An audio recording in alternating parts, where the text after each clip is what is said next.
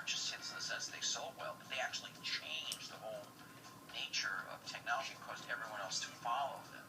This intimate portrait is a revealing insight into Steve Jobs' life. Andy Warhol gets down on his hands and knees. Steve showing him how to use the mouse.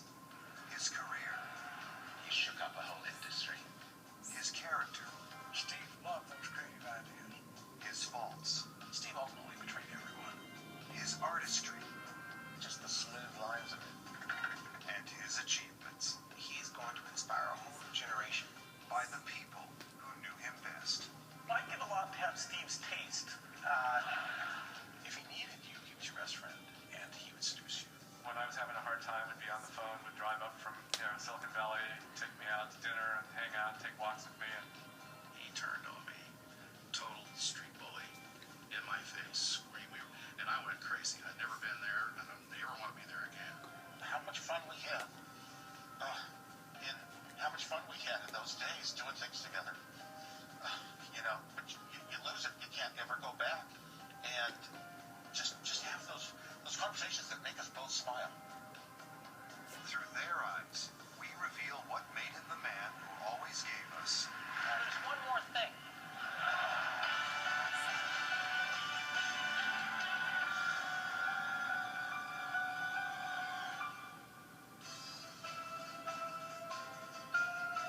Steve Jobs' One Last Thing is made possible by contributions to your PBS station from viewers like you. Thank you.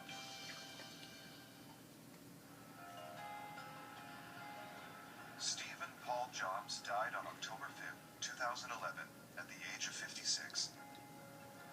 A life cut short in its creative prime by cancer.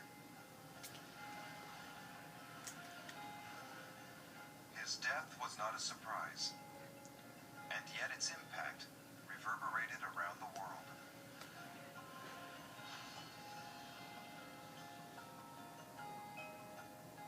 The news was spread, and the tributes were created on the new iDevices that his visionary genius had made. His is a success story that could only have happened in the USA. I don't mean to say that there aren't geniuses and world-changing people everywhere. There are. But I think in Jobs' case, particular path of his career, this could only have happened in America. Steve Jobs' world-class salesmanship found a global audience in his famous Apple product presentations. He always had one more thing to announce. Everyone thinks, wow, that's so much. And then, wow, we got one more thing. And then you put your biggest thing at the end, because it'll tip it. It's good showmanship. Right?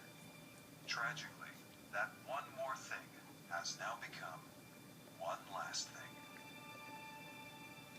The news that Steve Jobs had finally logged out made headlines everywhere.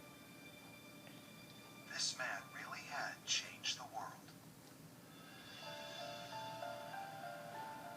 When you grow up, you tend to get told that the world is the way it is, and your life is just to live your life inside the world, try not to bash into the walls too much, try to have a nice family life, have fun, save a little money. In this exclusive, never-before-seen interview, Steve Jobs gave a rare glimpse of his vision of the world. That's a very limited life.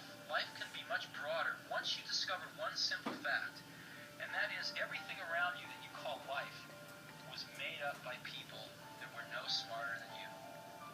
And you can change it. You can influence it. You can build your own things that other people can use. Once you learn that, you'll never be the same again. In the Los Altos suburb of San Francisco, California, just about everybody was an engineer or worked in electronics. A childhood spent here in the future Silicon Valley was the first key lucky break in Steve Jobs' young life. His closest childhood friend was Bill Fernandez. in about 8th grade, halfway through, this new guy came into the school who was Steve Jobs. And we were both introverted, intellectual, kind of socially inept, and we gravitated toward each other. The two boys shared the same hobby.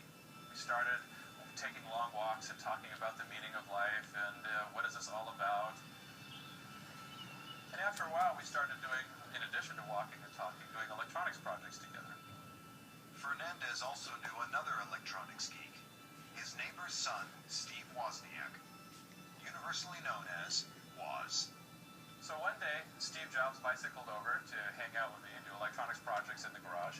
And out in front was Wozniak washing his car. So I thought to myself, okay, this Steve is an electronic buddy. He's an electronics buddy. They'd probably like to meet each other. Fernandez had no idea at the time that the meeting between his two friends would change our world. Jobs and Woz were soon to start a business together. Its name was Apple. But if Woz and Jobs had never met, there never would have been an Apple computer. There would have been computers, and there would have been personal computers.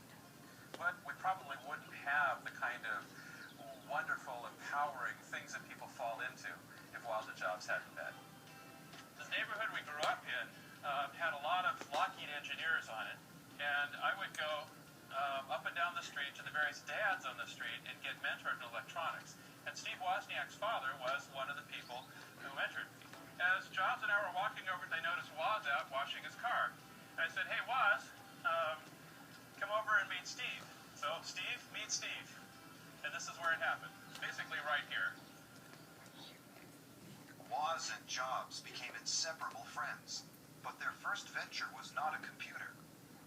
The pair developed an electronics kit, mimicking telephone router codes to make free calls around the world.